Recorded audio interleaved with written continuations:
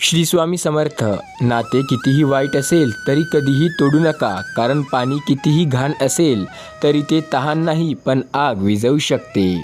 लक्षात ठेवा, स्वामी सांगतात की आयुष्यात तुमच्या खूप गोष्टी अशा आहेत ज्या तुम्ही पूर्णपणे चुकीच्या करून ठेवता. त्यामुळे आयुष्यात तुम्हाला वेळोवेळी अडचणी निर्माण होतात. पण या संदेशाला पूर्ण ऐकल्यानंतर तुम्हाला काही अशा गोष्टी समजायला मिळतील, काही अशा गोष्टी ऐकायला मिळतील जे तुमच्या आयुष्यात एक वेगळा आणि मोठा चमत्कार करतील.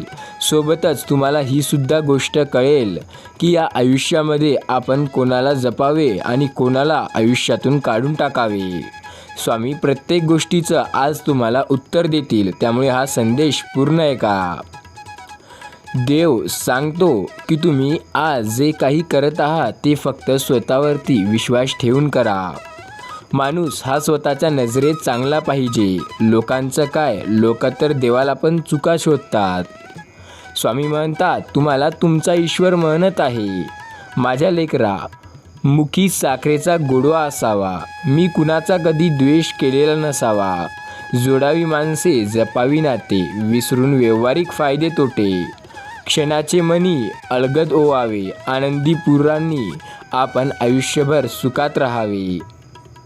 माझ्या प्रिय बाळा, स्वामी तुला आज म्हणत आहेत, तू आम्हाला खूप मानतोयस, तू आम्हाला खूप गोष्टी मागत सुद्धा असतो आणि त्या आम्ही तुझ्यासाठी ज्या योग्य आहेत त्यात पूर्ण देखील करतो.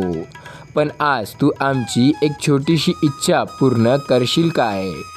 मला माहिती आहे तू आमच्यासाठी तुझा जीव देखील द्यायला तयार आहे. पण स्वामी म्हणतात, आयुष्यात काहीच नको, फक्त विश्वास ठेव आणि देवाचे नाम स्मरण कर. कमेंटमध्ये श्री स्वामी समर्थ लिहायला विसरू नका आणि या चॅनलला जरूर सबस्क्राईब करून घ्या. आज ही तुमची ईश्वराची इच्छा आहे की तुम्ही आता पुढील येणाऱ्या 6 मिनिटापर्यंत हा संदेश ऐकून जावा. कारण तुम्ही जर फक्त 6 मिनिटे आज हा संदेश ऐकला तर तुम्हाला खूप मोठा आशीर्वाद प्राप्त होऊ शकतो. तुम्हाला कदाचित माहिती नसेल, पण प्रेमळ माणसे तुम्हाला कधी वेदना देतीलही, पण त्यांचा उद्देश फक्त तुमची काळजी घेणे हाच असेल. जगातलं कडू सत्य आहे की नाती जपणारा नेहमी सर्वांपासून दूर जातो. असे खूप व्यक्ती आहेत ज्यांचे उदाहरणंसुद्धा आहेत आणि तुम्ही देखील या गोष्टीचा अनुभव नक्की घेतला असेल. आपले स्वामी सांगतात, आयुष्यात नम्रपणा हा गुण सर्व गुणापेक्षा जास्त किमती व मौल्यवान आहे. तो ज्याकडे आहे त्याच्या भोवती कितीही बलाढ्य स्पर्धक असला तरी तो आयुष्यात नक्कीच यशस्वी होतो.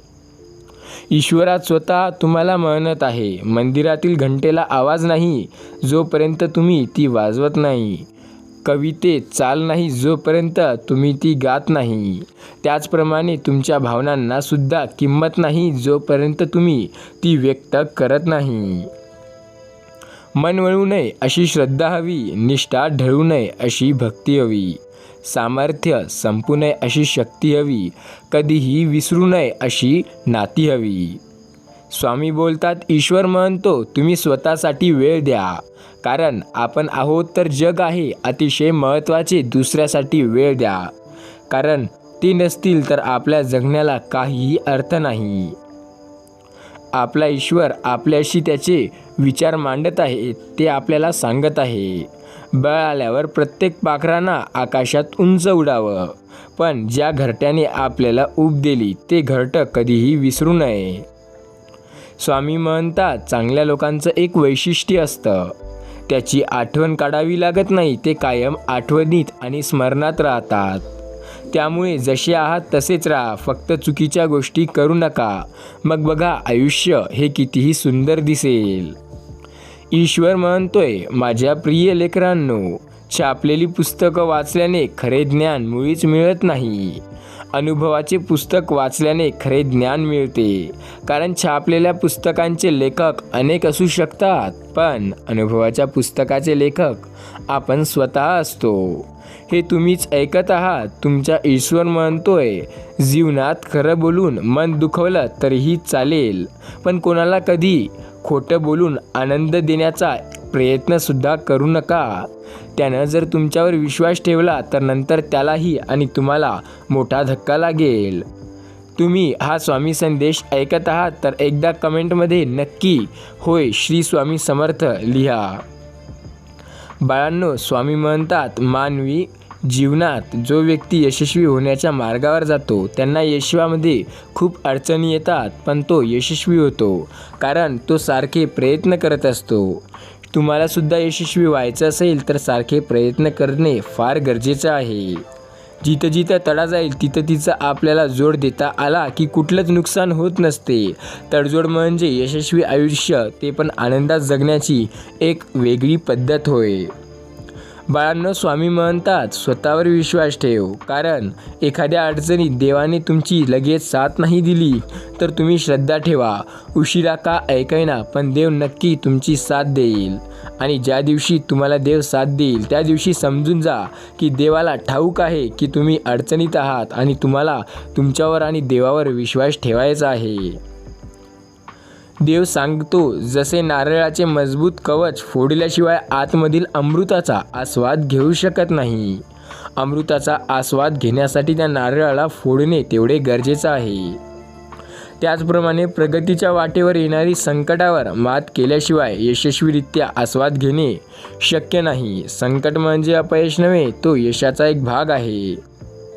यशस्वी व्हायचं असेल तर सुरुवात एकट्याने करावी लागते. जेव्हा तुम्ही जिंकू लागाल तेव्हा लोक आपोआप तुमच्या मागे मागे येतात. स्वामी म्हणतात आपण आपल्यासोबत घेऊन फिरतो ते आपलं अस्तित्व असतं आणि जे आपल्याला माघारी चर्चेत ठेवतं ते आपलं व्यक्तिमत्व असतं. आपलं काम, आपलं व्यक्तिमत्व आणि आपला स्वभाव हे आपल्याला मेल्यानंतरसुद्धा जिवंत ठेवण्याचं काम करत असतात. नेहमी लक्षात ठेवा, स्वामी सांगतात सत्य बोलायला शिका, कारण सत्याची महानता फार मोठी आहे. सत्य बोलणारा मनाने शांत असतो. सत्याचे परिणाम कसेही झाले तरी त्याला तोंड देतो, कारण त्याला माहिती आहे की विजय हा नेहमीच सत्याचा झालेला आहे आणि आपलासुद्धा विजय नेहमीच सत्याचा होणार आहे. स्वामी त्यांचे गोड विचार सांगतात आणि म्हणतात कोणी तुमचा सन्मान करो अथवा न करो, तुम्ही तुमचे कर्तव्य करीत राहा, चांगले काम करत राहा. नेहमी लक्षात ठेवा, करोडो लोक झोपत असतात म्हणून सूर्य आपला उगवणे किंवा दिवस करणे सोडत नसतो. त्याचप्रमाणे लोक काहीही म्हणो किंवा काहीही करो, आपण आपले काम करणे सोडायचे नाही.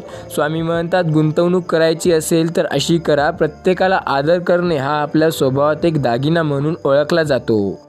लक्षात ठेवा, आयुष्यात प्रत्येक गोष्ट शक्य आहे, फक्त करणाऱ्यामध्ये तेवढा आत्मविश्वास असला पाहिजे. हा संदेश तुम्ही जर शेवटपर्यंत पूर्ण ऐकला असणार तर नक्की कमेंटमध्ये हो शेवटपर्यंत ऐकलाय असं टाईप करायला विसरू नका. श्री स्वामी समर्थ.